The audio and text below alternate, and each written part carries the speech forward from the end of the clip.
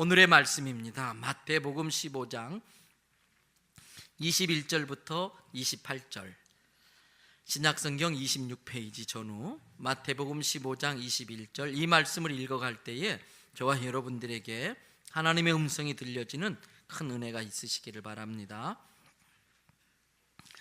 예수께서 거기서 나가사 두로와 시돈 지방으로 들어가시니 가나안 여자 하나가 그 지경에서 나와서 소리질러 이르되, 주 다윗의 자손이여 나를 불쌍히 여기소서, 내 딸이 흉악하게 귀신 들렸나이다 하되, 예수는 한 말씀도 대답하지 아니하시니 제자들이 와서 청하여 말하되, 그 여자가 우리 뒤에서 소리 지르오니 그를 보내소서.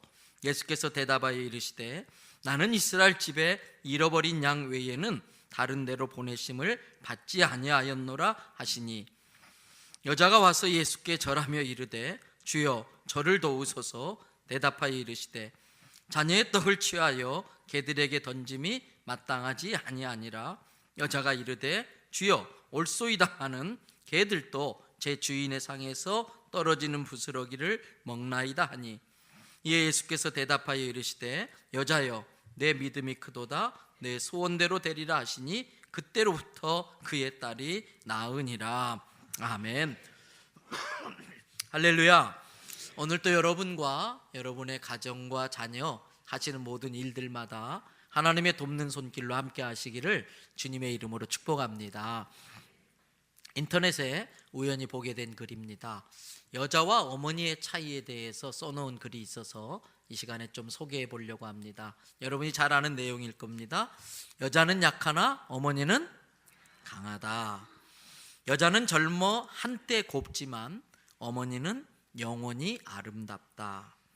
여자는 자신을 돋보이려고 하지만 어머니는 자식을 돋보이게 하려 한다. 여자의 마음은 꽃바람에 흔들리지만 어머니의 마음은 태풍에도 견뎌낸다. 여자는 아기가 예뻐서 예쁘다고 사랑하지만 어머니는 아기를 사랑하기 때문에 예뻐한다. 여자가 못하는 일을 어머니는 능히 해낸다. 여자의 마음은 사랑을 받을 때 행복하지만 어머니의 마음은 사랑을 베풀 때에 행복하다. 여자는 제 마음에 안 들면 헤어지지만 어머니는 마음을 맞추어 하나 되려 한다. 여자는 수없이 많지만 어머니는 오직 하나다. 여러분, 그렇습니다. 자식에 관한 일이라면 어머니의 눈에는 뵈는 게 없습니다. 특별히 대한민국 어머니는 더 특별합니다. 정말 대한민국의 어머니들은 존경받을 만합니다. 정말 칭찬받을 만하고요, 찬사를 받으실 만합니다. 여러분, 이 시간에 나의 어머니와 이 땅의 모든 어머니들을 위해서 우리 한번 박수로 한번 격려해드리고 칭찬할까요?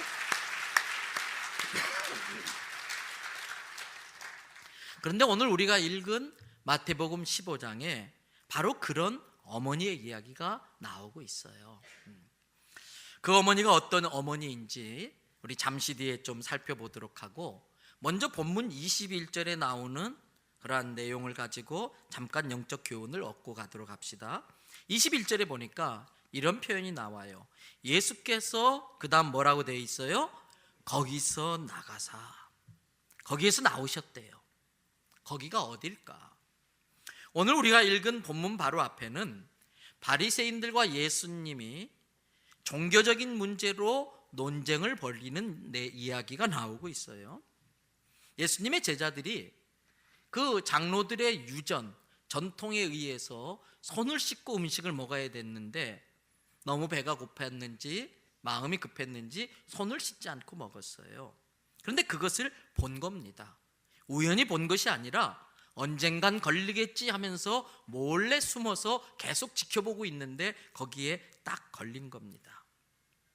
예수의 제자들이 장로들의 전통과 유전을 따르지 않고 손을 씻지 않고 음식을 먹었다고 지금 예수님께 와서 따지는 거예요. 여러분, 장로의 전통과 유전이라는 게 뭘까? 이것은 성경에 나와 있는 지켜야 될 내용은 아닙니다. 그러나 사람들의 생각에 하나님을 잘 섬기려면, 성경의 말씀대로 따라 살려면 이런 건 이렇게 하면 좋겠다, 이런 건 하지 않으면 좋겠다, 나름대로 생각해서 쭉 정리해 놓은 것들이 장로의 전통과 유전이에요. 좋은 의도에서 만든 거예요. 그런데 많은 일들이 그렇게 되는 것처럼 시간이 흐르면서 그것을 왜 만들었는지, 그것을 왜 그렇게 하는지, 그렇게 하는 이유를 다 잊어버리고 말아요. 그러면서 본질을 놓치고 만 것이지요. 그러다 보니까 그러한 장로의 전통과 유전은, 나는 이런 것 지켜, 내가 이렇게 대단히 신심이 좋은 사람이야, 신앙이 좋은 사람이야, 자기를 자랑하는데 그것을 이용하는 거예요. 그리고 누군가를 가만히 지켜봤다가 너 그거 잘못을 저질렀어? 너 그거 지키지 않았어? 남을 정죄하고 비판하고 판단하고 고발하는 일에 그러한 일들을 썼던 것입니다. 지금 바리새인들과 서기관들은 바로 그러한 장로의 유전과 전통을 가지고 전부터 예수님의 제자들을 몰래 지켜보다가 딱 걸렸어. 그리고 지금 고발하는 거예요. 여러분, 몇 주 전에 제가 설교 중에 D.L. 무디 선생님의 이야기를 해드린 적이 있을 거예요. 기억나실 거예요. 어떤 사람이 와서 이야기합니다. 선생님, 저기 있는 저 사람은요, 이런 것이 잘못됐고 저런 것이 잘못됐고 아주 그 사람 못된 사람이고 상종할 만한 사람이 못되고 선생님 조심하셔야겠습니다. 제 말에 동의하시지요? 그럴 때 무디 선생님이 뭐라고 그래요? 선생님, 저는 제 안에 있는 저의 잘못을 보기에 바빠서 그 사람의 잘못을 볼 겨를이 없습니다. 내 안에 있는 내 잘못 그거 쳐다보느라고 남이 뭘 잘하는지 잘못하는지 그거 볼 겨를이 없습니다 라고 이야기하신 거예요. 여러분, 그렇습니다. 내 자신에게는 율법으로 대해야 합니다. 그러나 다른 사람에게는 은혜로 대해야 됩니다. 그런데 지금 바리새인들과 서기관들은 그렇지 못했어요. 자기 자신에게는 그럴 수 있지, 그럴 수밖에 없었어, 나름대로 이유를 대고 핑계를 대면서 합리화를 시키고 은혜롭게 봐 넘어가 달라고 이야기합니다. 그러나 다른 사람에 대해서는 어쩌면 그럴 수 있어, 그러면 안 되지, 아무리 그래도 그럴 수 있어, 율법의 잣대를 갖다 대면서 절대 용납하려고 하지를 않습니다. 그런 바리새인과 서기관들을 향해서 예수님은 본문 마태복음 15장 7절에서 9절을 통해 이렇게 말씀하세요. 우리 같이 한번 한 음성으로 읽어봅니다. 외식하는 자들아, 이사야가 너희에 관하여 잘 예언하였도다. 일러스되 이 백성이 입술로는 나를 공경하되 마음은 내게서 멀도다. 사람의 계명으로 교훈을 삼아 가르치니 나를 헛되이 경배하는도다 하였느니라 하시고. 사람의 계명이라는 게 뭡니까? 하나님이 진짜 원하는 게 아니라는 거예요. 자기들을 드러내고 입술로는 여호와를 공경한다고 하면서도 마음은 하나님이 안 계셔요. 자기가 인정받으려고 하고 자기가 중요하고, 그래서 마음으로는 하나님과 멀리 있는 그들, 헛되이 나를 경배하는도다 하면서 외식하는 자들아, 이중인격자들아, 겉과 속이 다른 자들아, 앞에서 이런 말하고 뒤에서 딴 말하는 자들아, 지금 그렇게 책망하는 거예요.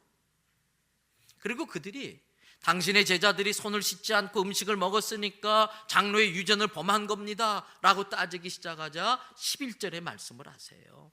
자, 또 11절 말씀 다 읽어보십시다. 입으로 들어가는 것이 사람을 더럽게 하는 것이 아니라 입에서 나오는 그것이 사람을 더럽게 하는 것이니라. 손을 씻든 씻지 않았든 그 손으로 집어서 입으로 집어넣는 그것이 더러운 게 아니라 너의 입에서 나오는 말을 보니까, 너의 입에서 나오는 말을 보니까 네 안에 있는 게 훨씬 더 더럽다. 여러분, 이 말씀이 바리새인들에게 걸림이 되었어요. 그래서 충돌 직전에 가게 되자 예수님께서 더 이상 불필요한 충돌을 피하기 위해서 거기에서 나온 것입니다. 그래서 아까 봤던 21절의 말씀, 예수께서 거기에서 나가사, 바로 그러한 상황 속에서 예수님이 빠져나오셨다는 거예요. 오늘 우리는 이 예수님의 지혜, 예수님의 전략, 예수님의 이 모습을 배워야 하는 것입니다. 예수님처럼 우리가 빠져나와야 할 거기가 있습니다. 남을 험담하고 비난하고 비웃는 그 자리에서 빠져나와야 됩니다. 모이면 맨날 돈만 이야기하는 그 자리에서 빠져나와야 됩니다. 모이면 맨날 음담패설하는 그 자리에서 빠져나와야 됩니다. 하나님께서 봐주고 계실 때에 그 여자의 곁에서, 그 남자의 곁에서 빠져나와야 됩니다. 쓸데없는 논리를 가지고 자기 주장을 앞세우는 지나친 논쟁의 자리, 남을 정죄하고 고발하는 그 자리에서 빠져나와야 됩니다. 편가르게 하고 남을 비웃고 비난하는 그 자리에 혹시 내가 있다면 선한 영향력을 발휘해서 그것들을 차단하든지 변화시키든지, 아직 그럴 만한 역량이 없고 능력이 없다면, 그런 영향력을 끼칠 수 없다면 그 자리에서 빠져나와야 됩니다. 예수님은 거기에서 빠져나오셨습니다. 그런데 예수님의 경우에는 그 자리를 바꿀 능력이 없어서가 아닙니다. 예수님은 더 큰 사명을 위해서 시간을 전략하고 불필요한 에너지를 쓰고 싶지 않아서 그 자리에서 빠져나오신 것입니다. 왜? 더 가치 있는 일, 더 의미 있는 일, 더 감당해야 될 큰 사명이 있기 때문에 불필요한 충돌을 피하고 거기에서 빠져나온 거예요. 우리도 마찬가지입니다. 있어야 할 곳과 빠져나와야 할 곳을 구분할 줄 아시기를 바랍니다. 악한 일과 선한 일을 분별할 줄 아시기를 바랍니다. 해야 할 일과 하지 말아야 할 일을 잘 판단하시기를 바랍니다. 그리고 더 중요한 것이 있습니다. 여러분, 내가 좋아하는 일과 해야 할 일을 분별하셔야 돼요. 그리고 해야 할 일들 중에서 무엇을 먼저 하고 무엇을 나중에 해야 될지 그것을 잘 분별할 줄 알아셔야 돼요. 그리고 중요한 일과 더 중요한 일을 분별할 줄 아셔야 돼요. 사단은 내가 좋아하는 일에 빠져서 중요한 일을 못하게 만들어요. 덜 중요한 일에 취하게 만들어서 진짜 해내야 될 일을 놓치게 만드는 게 사단의 전략이에요. 여러분, 그렇기 때문에 꼭 해야 될 일을 하기 위해서 안 해도 되는 일에 휘말리는 일이 없으시기를 바랍니다.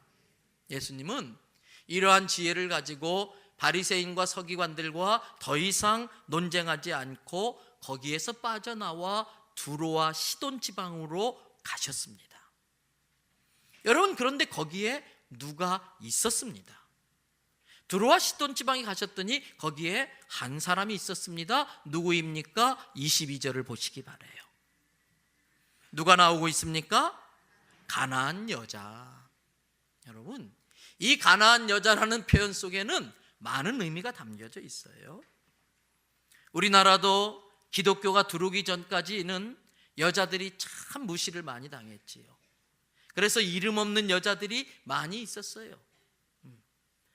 이름이 있어도 여자의 이름이 불려지는 경우는 극히 드물었지 않았습니까? 여자를 제대로 대우해 주지를 못했었어요. 존중받지 못하던 시대였었어요.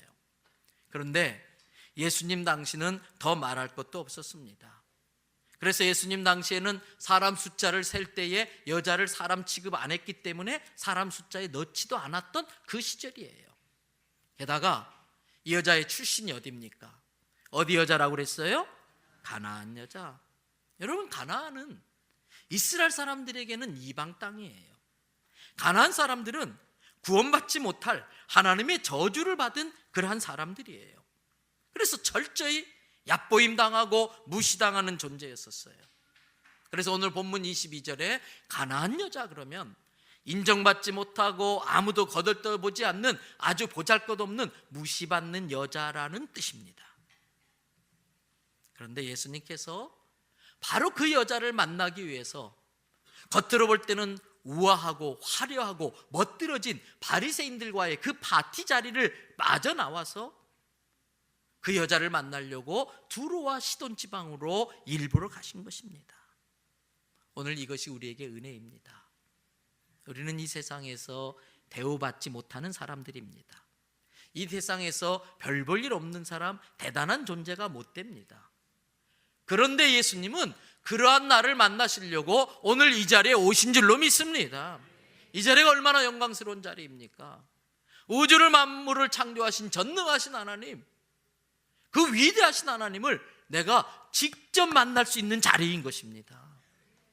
오늘 예수님께서 나를 만나러 오신 거예요. 그러므로 우리가 진정으로 예수님의 제자라면 우리도 예수님처럼 해야 되는 것입니다. 불필요한 논쟁, 불필요한 시기 다툼 잊지 않아도 될 그 자리에서 빠져나와서 복음이 필요한 사람들에게 가야 합니다. 그 자리는 우아한 것처럼 보이지만 위선이 있는 우아함입니다. 그럴듯해 보이지만 권모와 술수가 있는 자리입니다. 약점이 보이면 언제든지 잡아먹으려고 달려드는 자리입니다. 거기에서 죽지 않으려고 버티려고 생존하려고 쓸데없는 낭비할 필요가 없어요. 우리는 그 자리에 있을 필요가 없습니다. 거기서 빠져나와서 나의 섬김과 봉사와 헌신과 위로와 수고가 필요로 하는 사람들이 있는 그곳, 우리가 가야 할 곳이 그곳인 줄로 믿습니다. 예수님 그렇게 하셨어요. 그 여자가 예수님을 보자마자 기다렸다는 듯이, 내가 예수님을 얼마나 찾아 헤맸는지 모릅니다. 그러한 심정을 가지고 예수님한테 소리를 지릅니다. 22절에 뭐라고 합니까? 주 다윗의 자손이에요. 이 다윗의 자손이라는 표현 속에는 이 여자의 깊은 믿음의 고백이 들어가 있어요. 왜?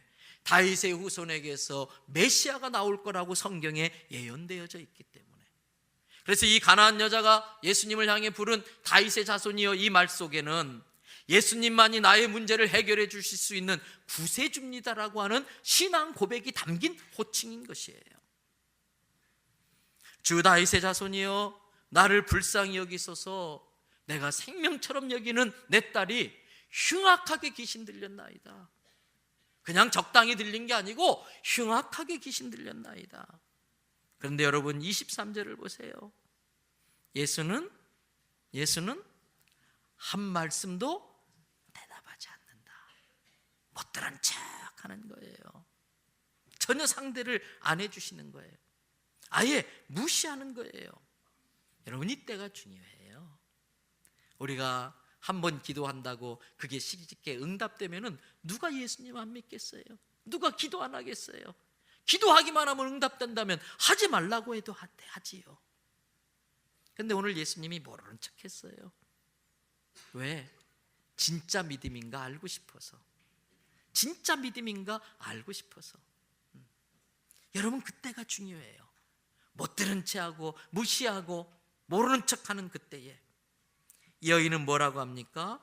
거기에 보니까 더 간절히 주님 앞에 부르짖는 거예요. 더 간절히 부르짖는 거예요. 여러분, 22절에 나오는 소리 질러라고 하는 그 단어의 원어적 의미는 까마귀 떼가 쉰 목소리로 끈질기게 쫓아다니면서 울부짖는다, 그런 의미가 담겨져 있어요. 요즘은 그런 거 잘 보기 드물지요. 그러나 어쩌다 시골 한번 가면 까마귀 떼가 이렇게 나무에 있다가 이상한 사람 나타나면 막 깍깍 울부짖는데 여러분 얼마나 시끄러운지 몰라요. 그것도 한 번 듣고 그냥 마는 게 아니라 쫓아다니면서 그렇게 지서대면은 정말 귀찮을 거예요. 그런데 오늘 이 여인이 예수님께 소리 지른다는 건 바로 그런 의미가 있어요. 얼마나 간절하게 시끄럽게 소리 질렀든지 나중에 예수님의 제자들이 견디다 못해 오히려 제자들이 예수님께 부탁을 해요. 예수님, 시끄러워 못 살겠어요. 시끄러워 못 살겠어요. 여러분, 우리 교회가 설령 민원이 들어온다 할지라도 정말 저 교회 밤마다 울부짖는 기도 소리 때문에 시끄러워서 못 살겠다고 팔고 떠나는 역사가 일어나길 바랍니다. 그 정도 기도는 해야지 교회가. 못 살겠다고 빨리 이 여자의 소원을 들어줘서 돌려보내시든지 아니면 따끔하게 야단쳐서 소리를 못 지르게 하든지 좀 제발 해결하게 해주세요. 그런데 예수님이 얼마나 냉정하게 받아치는지 보세요. 24절 같이 한번 읽어볼까요? 예수께서 대답하여 이르시되 나는 이스라엘 집에 잃어버린 양 외에는 다른 데로 보내심을 받지 아니하였노라 하시니.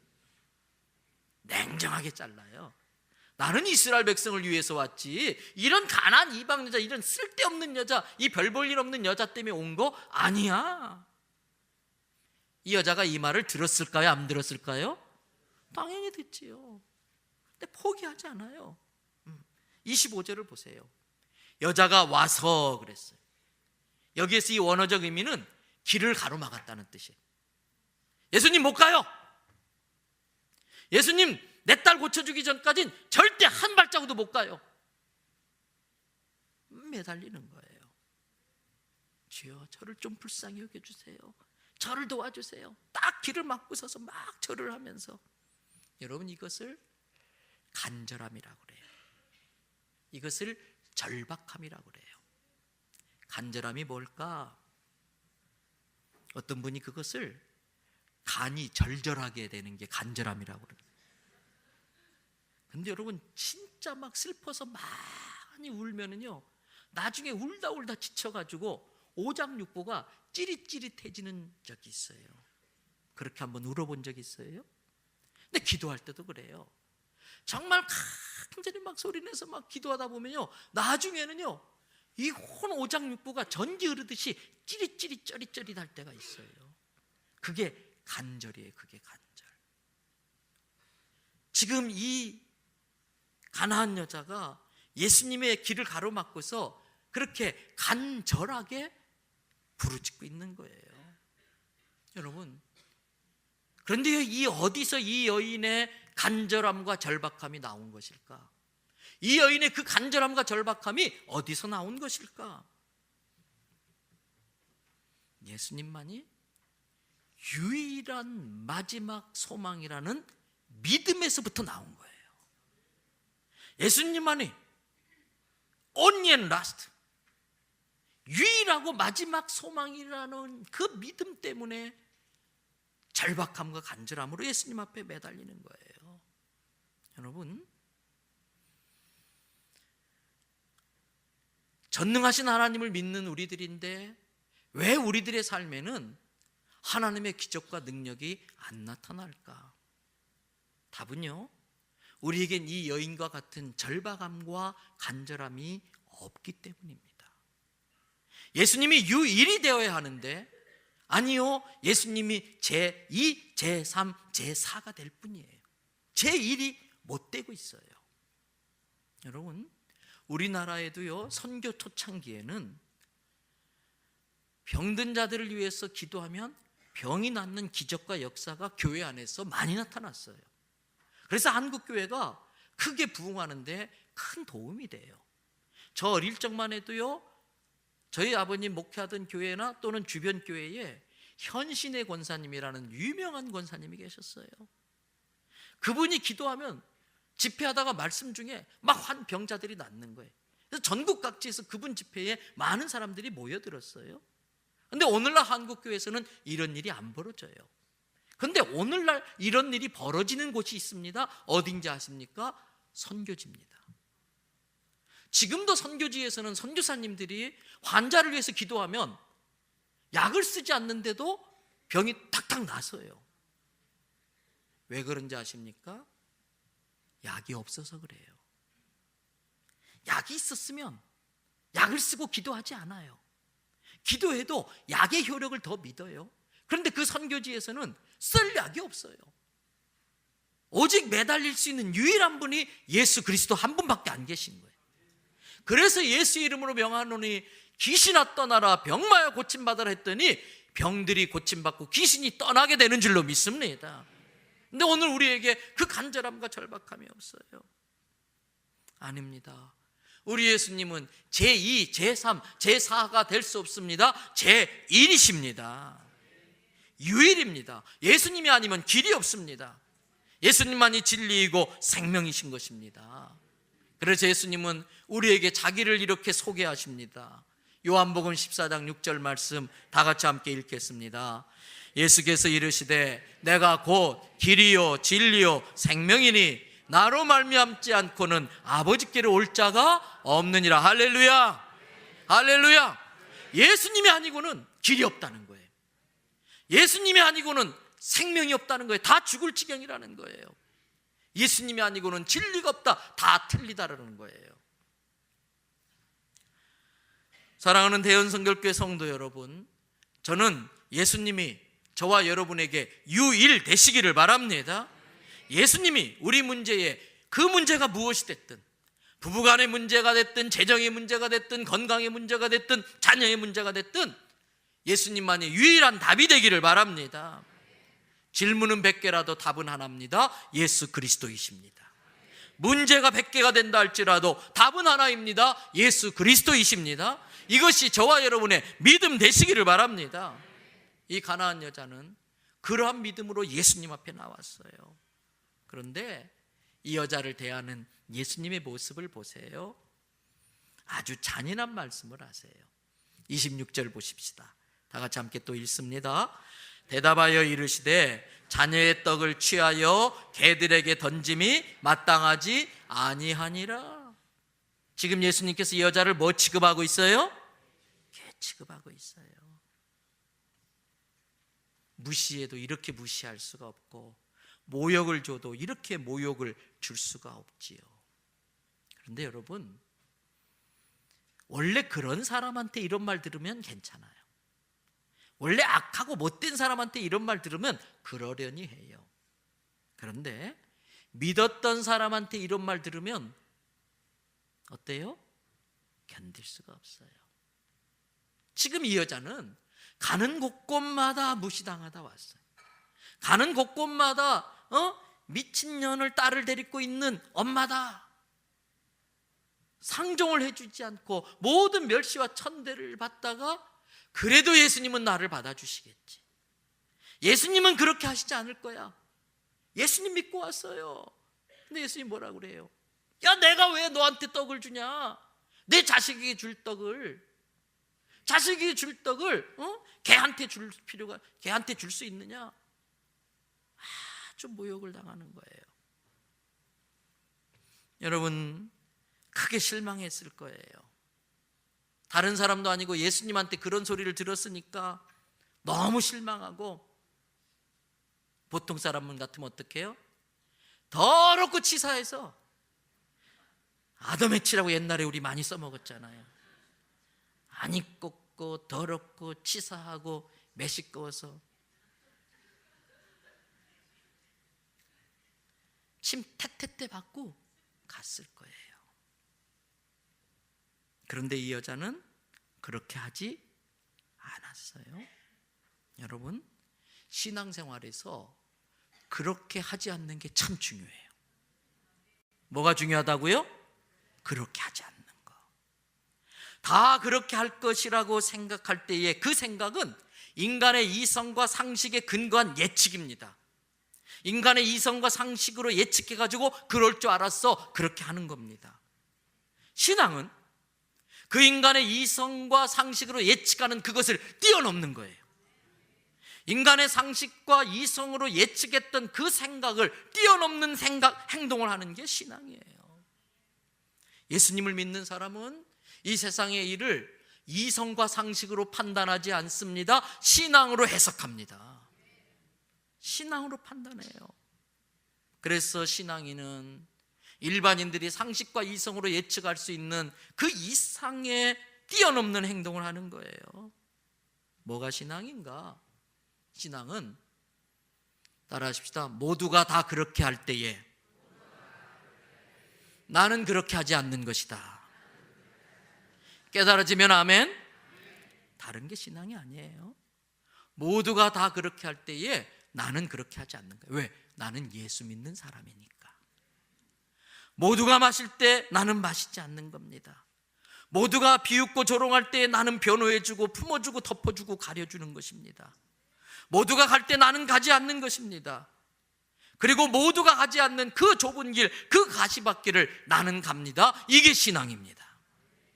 모두가 입 다물 때 나는 그것이 하나님이 기뻐하지 않는 것이라고 소리치는 것입니다. 전 세계가 동성애가 유행이고 동성애가 문화이고 동성애가 인권을 지키는 거라고 이야기할 때에 우리는 NO!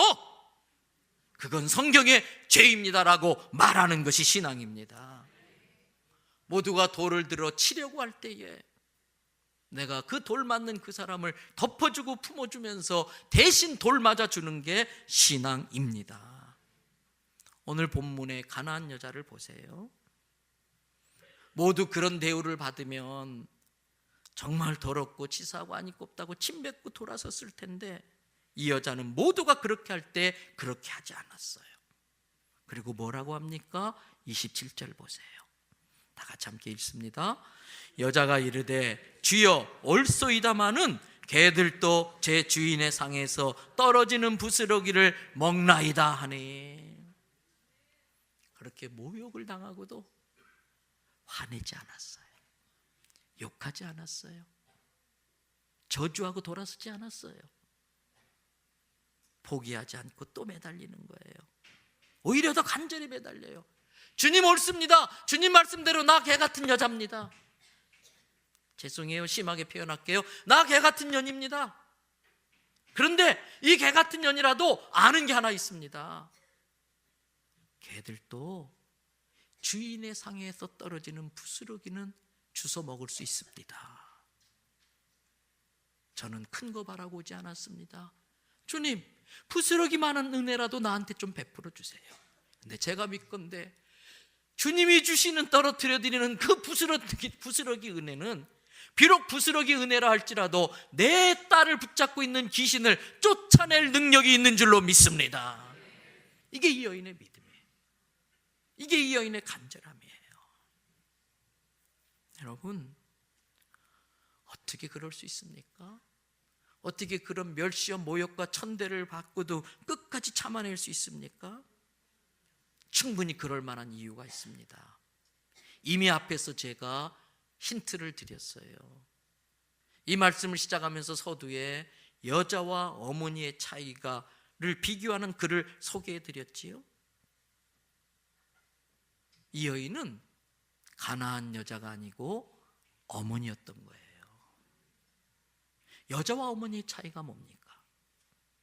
여자와 어머니의 차이가 뭡니까? 사랑이에요. 사랑. 여자는 사랑을 받으려고 하지만 어머니는 사랑을 주려고 해요. 여기서 우리가 중요한 교훈을 얻을 수 있어요. 내 삶의 어떤 절박한 문제도, 어떤 부부 간의 갈등도, 어떤 부모와 자식 간의 어려움도, 같은 하나님을 믿는 교회 안에서의 성도 사이에도요, 답은 결국 하나입니다. 사랑하느냐 사랑하지 않느냐. 내게 예수의 사랑이 있느냐 없느냐, 그게 문제예요. 아무리 기도를 잘하고 아무리 성경 구절을 외우고 아무리 교회에서 봉사하고 아무리 대단한 일을 한다 할지라도 내게 사랑이 없으면 금방 자존심을 세우고 내가 왜 그런 소리를 들으면서 교회 다녀? 내가 왜 그런 취급을 받아? 발끈하고 예측했던 대로 반응을 해요. 그러나 내 속에 정말 예수 그리스도의 사랑이 있다면 어떻게 저런 말을 듣고 다 받아낼까? 어떻게 저 지경에서도 웃으면서 인사를 할 수 있을까? 예측할 수 없는, 사람들의 상식과 이성으로 예측했던 행동을 뛰어넘는 그러한 행동을 해요. 그게 뭡니까? 십자가 죽음입니다. 자기를 향해 침을 뱉고 욕을 하고 저주를 하는 자들, 말씀 한마디에 천군 천사를 동원해서 다 쓸어버릴 수 있음에도 불구하고 그렇지 않고 십자가에서 다 뒤집어 쓰셨어요. 이유는 하나입니다. 사랑 때문에. 이 가나안 여자도 딸을 향한 사랑 때문에. 그렇다면 오늘 우리에게 문제가 풀리지 않는 이유는 하나입니다. 내게는 그 사랑이 없다는 거예요. 기적이 일어나지 않는 이유도 그겁니다. 내게는 그 사랑이 없어서 기도의 간절함, 믿음의 간절함이 없기 때문인 것입니다. 만일 우리에게 이러한 간절함, 이러한 사랑에서 나오는 절박함이 있다면 우리의 삶에서도 성경에서 일어나는 기적과 역사가 동일하게 일어나는 겁니다. 어떻게 그런 일이 일어날 수 있을까요? 오늘 이 여자가 예수님께 했던 이야기, 예수님의 말씀이 옳습니다. 나는 개입니다. 그러나 개도 주인의 상에서 떨어지는 부스러기는 먹지 않습니까? 이 말에 예수님이 크게 감동하셨어요. 여러분, 우리가 일생 살아가면서 신앙생활하면서 한 번쯤은 예수님을 감동시켜 보시기 바랍니다. 그러면 게임 끝납니다. 한 번쯤 예수님을 감동시키면 내 모든 문제 상황은 그 자리에서 종료되고 마는 거예요. 아브라함이 모리아산에서 이삭을 번제로 바치기 위해서 가죽을 벗기고 내장을 꺼내고 몸을 토막내기 위해서 칼을 들어 내려치는 순간 하나님께서 그 칼든 아브라함의 손을 붙잡고 아브라함아, 네가 나를 얼마나 경외하는지 내가 이제 알겠다. 감동하셨어요. 하나님께서 감동하셨어요. 그리고 해주신 약속이 너의 남은 인생 평생토록 인생의 길목마다 너에게 필요한 것들을 내가 미리미리 다 알아서 미리미리 예비해 주겠다. 무슨 복입니까? 여호와 이레의 복. 여호와 이레의 복을 보장해 주셨어요. 열왕기상 18장을 보면 3년 반 동안 이스라엘 땅에 비가 오지 않아서 선지자 엘리야가 갈멜산에서 하나님 앞에 제단을 쌓고 제사를 드립니다. 근데 제사를 시작하기 전에 백성들에게 이야기합니다. 물 12통을 갖다 부으세요. 여러분, 우리나라처럼 어느 정도 강수량이 있는 나라도 몇 개월만 비가 오지 않아도 겨울 가뭄에 고생을 하게 되는데, 안 그래도 강수량이 부족한 이 사막 기후에서 3년 반 동안 비는커녕 이슬 한 방울 내리지 않았으니 얼마나 심각하겠습니까?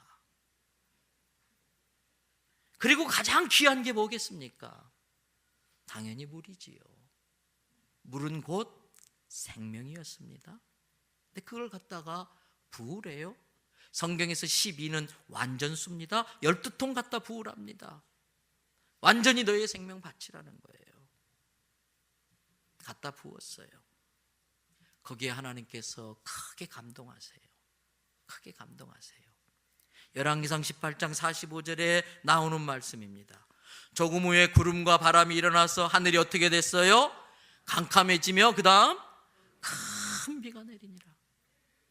조금 전까지만 해도 곡식이 새카맣게 타들어가고 식물들이 다 말라 삐뚤어 죽어가요. 방금 전까지만 해도 소, 양, 가축들이 픽픽 쓰러지고 짐승들이 다 죽어가요.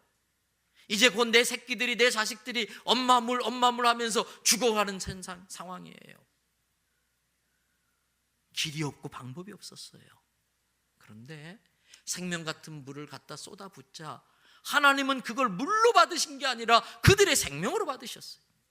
생명을 바치는 그 헌신과 충성 앞에 하나님 감동하셨어요. 그리고 큰 비를 내리는데, 장대비를 내리는데 3년 반 동안 비가 내리지 않아서 죽을 지경이었던 그 이스라엘 땅이 살 땅으로 바뀐 줄로 믿으시기 바랍니다. 하나님을 감동시키면 죽을 지경인 내 인생이 살만한 인생으로 바뀌는 거예요. 지옥 같은 내 집이 천국 같은 가정으로 바뀌는 거예요. 사랑하는 대연 성결교회 성도 여러분, 저는 오늘 우리가 드리는 이 예배가 하나님이 감동하시는 예배가 되기를 축복합니다. 오늘 이 예배를 통해서 하나님께서 감동하시면 상황 종료, 문제 끝, 어떤 문제도 다 해결될 걸 믿으시기 바랍니다. 예수님께서 이 여자에게 감동받으신 거예요. 그 여자의 그 믿음, 그 신앙 고백 때문에 감동받으셨어요. 그리고 거기에 걸맞는 엄청난 축복을 약속하세요. 그게 28절입니다. 다 같이 읽습니다. 이에 예수께서 대답하여 이르시되 여자여 내 믿음이 크도다 내 소원대로 되리라 하시니 그때로부터 그의 딸이 나으니라. 그때로부터 여러분의 질병이 나으시기를 바랍니다. 그때로부터 여러분의 재정의 문제가 풀어지시기를 바랍니다. 그때로부터 여러분의 가정의 문제가 해결되시기를 바랍니다. 그때로부터 그 믿음의 고백을 받으시고 감동하시자. 오늘 설교의 제목이 뭐예요? 내 소원대로 되리라. 엄청난 약속이에요. 이것은 귀신 들린 딸의 문제만 해결해 주는 권세가 아니라 이 여자가 평생 살아가면서 닥치는 모든 문제의 열쇠, 모든 문제의 마스터기, 모든 문제를 해결하는 권세가 주어진 걸 믿으시기 바랍니다. 사랑하는 대연성결교회 성도 여러분, 저는 정말 간절히 바라요. 오늘 저와 여러분에게도 이 시간에 그 여자에게 말씀하셨던 그 예수님의 말씀, 너의 소원대로 되리라, 이 약속의 말씀이 우리에게 부어지시기를 바랍니다. 이 여자는 정말 간절했어요.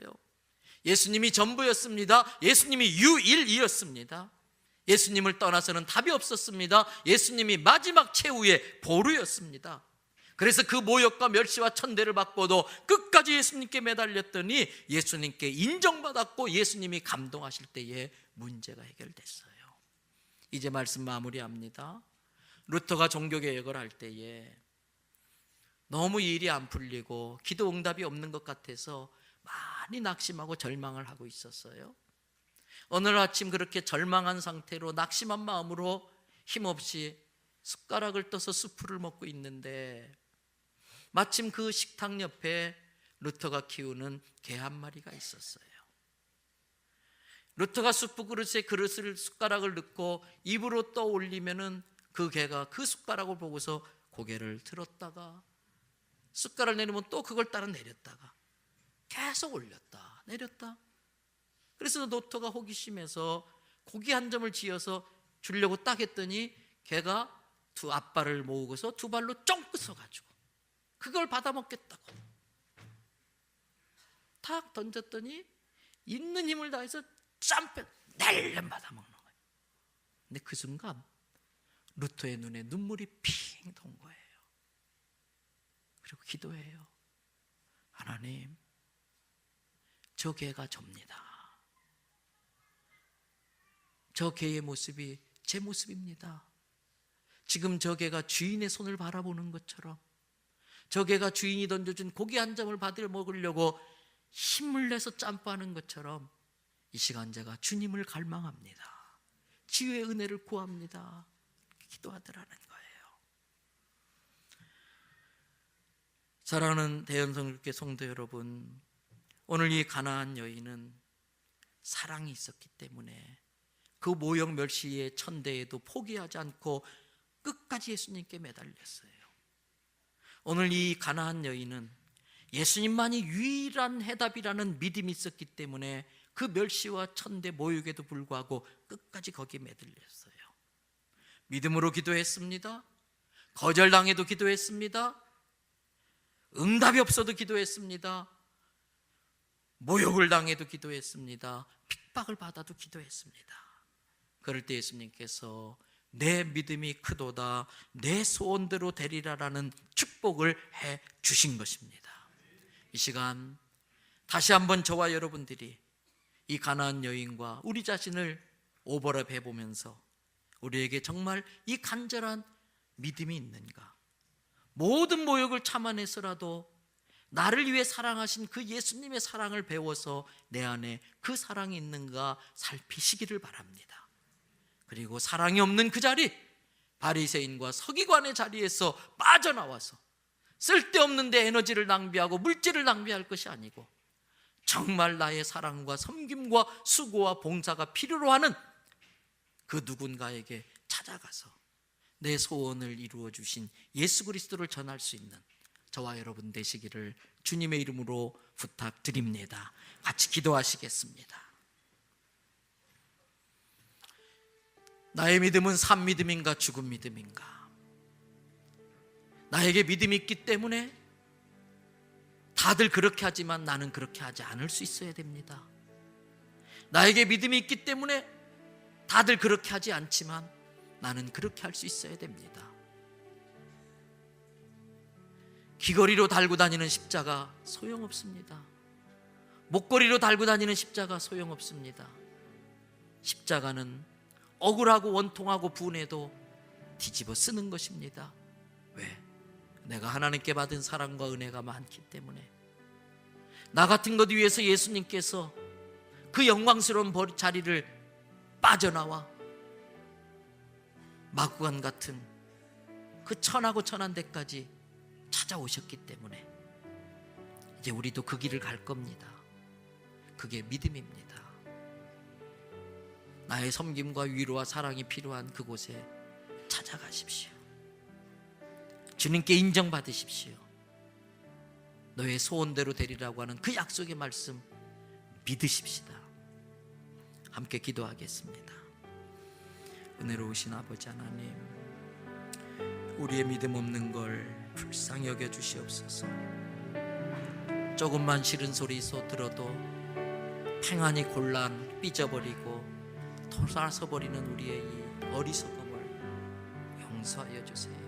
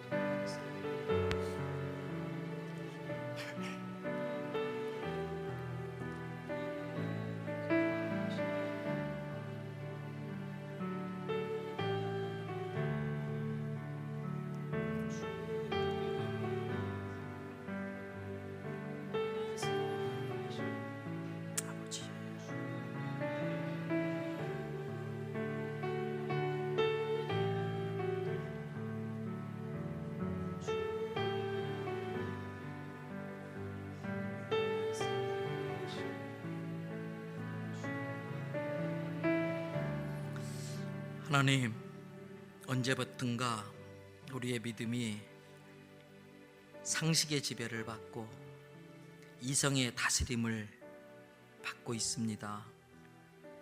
그러다 보니 예수님이 유일이 아니고 제2가 되고 제3이 되고 제4로 밀려나고 말았습니다. 그러다 보니 이 가나안 여자처럼 절박함과 간절함이 없습니다.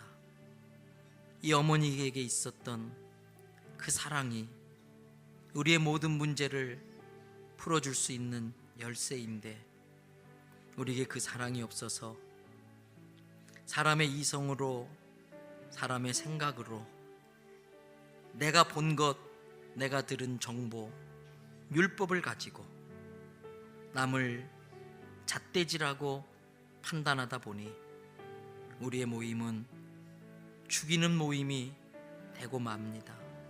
위선과 가증과 거짓과 정죄와 율법만이 있고 사랑과 은혜는 어디론가 실종돼 버리고 만 건 아닌지 우리들을 돌아보게 됩니다.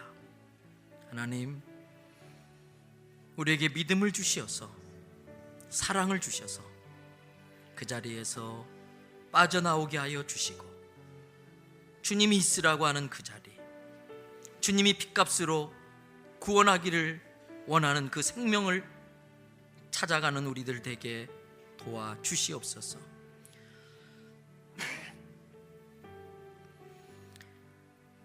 예수님을 감동시키는 우리가 되기를 바랍니다. 그래서 우리도 이 여인이 들었던 그 칭찬, 너의 믿음이 크도다, 너의 믿음대로, 너의 소원대로 되리라고 하는 그 축복과 약속의 말씀을 받는 우리들 되게 하시옵소서. 그래서 인간의 상식과 이성으로, 과학으로, 의학으로 더 이상 안 된다고 포기할 수밖에 없었던 그것들, 우리의 믿음 때문에 우리의 소원대로 되게 하여 주셔서 내 딸을 묶고 있는 게 풀어지게 하여 주시고, 내 자녀를 맡고 있는 게 열려지게 하여 주시고, 내 육체의 질병을 짓누르고 있는 것이 옮겨지게 하여 주시고, 내 사업에 막힌 문들이 열려지게 하여 주시옵소서. 하나님, 오늘의 대한민국 하나님의 은혜와 축복입니다. 우리에게 어떤 능력이 있어서 이만한 국력을 가지고 세계 만국의 백성들을 모아서 잔치를 벌일 수 있는 나라가 될 수 없었습니다. 전 세계에서 하계올림픽, 동계올림픽 동시에 열어본 나라가 많지 않은데 우리가 무슨 재주로 무슨 능력으로 이러한 일들을 해내는 나라를 만들어낼 수 있었겠습니까? 하나님의 은혜였었습니다. 그런데 이 땅 백성이 교만하여서 하나님을 알아보지 못하고 하나님을 인정하지 못하고 하나님께 망령되는 일들을 이 땅에서 행하고 있음을 안타까워하며 용서를 구합니다. 하나님, 다시 한번 이 땅 가운데 주의 은혜를 부어 주시옵소서. 하나님, 저 북한 지하교회 성도들 목숨 걸고 신앙 지키고 있습니다. 하나님, 그들의 기도와 그 희생이 헛되지 않게 속히 피 흘림 없이 통일의 날이 오게 하여 주시옵소서. 이왕 열려지는 평창올림픽 성공적으로 잘 치루어지게 하여 주시고, 사건 사고 다치는 일 없게 하여 주시고, 대한민국의 이상이 세계 열방에 떨쳐지게 하여 주셔서 선교지의 세계 각지에 흩어져 있는 선교사님들에게 백그라운드가 되게 하여 주시고 든든한 힘이 되게 하여 주시옵소서. 이 시간 주께 받은 은혜와 사랑 무엇으로 다 갚겠습니까? 우리의 모든 걸 드린다 할지라도 갚을 길이 없지만 주께서 주신 것 중에 일부를 떼어서 예물로 올립니다. 10의 1조 믿음 주신 것, 그것이 축복인 줄로 믿습니다. 10의 1조가 늘어나는 걸 아까워하지 않게 하여 주시고 그만큼 내 소득이 늘어난 것을 감사할 줄 알게 하여 주시옵소서. 쌓아두는 인생 되지 않게 하시고 흘려보내는 인생 되게 하시고 담장 넘어 뻗어가는 가지 되게 하여 주셔서 열방이 대한민국의 열매를 먹고 살게 하여 주시고 수많은 사람들이 내 열매와 내 자식의 열매를 먹고 살아가게 만드는 인생 되게 하여 주시옵소서. 감사의 예물 드립니다. 이건 이래서 감사, 저것은 저래서 감사할 때에 감사하는 자만이 진정한 행복을 느끼게 될 줄 믿습니다. 감사할 때에 축복을 완성시키시고 마무리 지어 주시는 줄로 믿습니다. 감사에 인색하지 않게 하시고 감사에 풍성한 우리가 되게 하여 주시옵소서. 성령의 특별한 감동에 순종하여 드리는 물질들이 있습니다.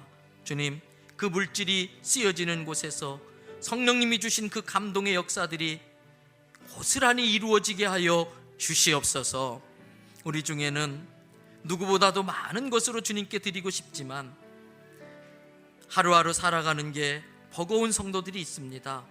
자녀들 등록금 맞춰주는 것도 힘들어서 한숨 짓는 성도들이 있습니다. 주님, 남들처럼 많은 물질로 주님 앞에 드리지 못해도 그 누구보다도 더한 사랑으로 주님을 사랑하고 그 누구보다도 더한 충성으로 주님을 섬기는 그 성도들, 사람들은 몰라줘도 예수님은 아시는 줄로 믿습니다. 그의 믿음대로 되게 하여 주시옵소서. 다음에는 물질로 드릴 것이 있도록 물질로도 풍성하게 하여 주셔서 물질 때문에 죄에 유혹받지 않게 하시고 시험 들지 않게 하시옵소서. 하나님의 자녀들이 세상 자식들한테 가서 구차한 소리 하지 않게 하여 주시고 꾸러 다니는 일이 없게 하여 주시옵소서. 외국에 객지에 군에가 있는 자녀들 불꽃 같은 눈동자로 지키시옵소서. 우리가 일일이 쫓아다니지 못합니다. 우리가 해줄 수 있는 게 별로 없습니다. 주님이 보호자 되어 주시옵소서. 책임져 주시옵소서. 병상에서 이 자리를 너무나 사모하는 성도들이 있습니다. 주님, 기적이 필요합니다. 주님, 살려 주시옵소서. 아니라면 주님, 더 이상 고생하지 않게 데려가 주시옵소서. 은혜로우신 주님, 오늘 또 이런저런 모습으로 애쓰고 수고한 성도들, 교회 학교의 교사들, 주방에서 또는 청소로 이런저런 모습으로 주님께 충성했던 성도들의 헌신을 기억하시고 좋은 것으로 갚아 주시옵소서. 모든 영광 존귀 찬양 주께 올립니다. 찬양을 주께 올려드립니다. 예수님의 이름으로 축복하며 기도드리옵나이다. 아멘.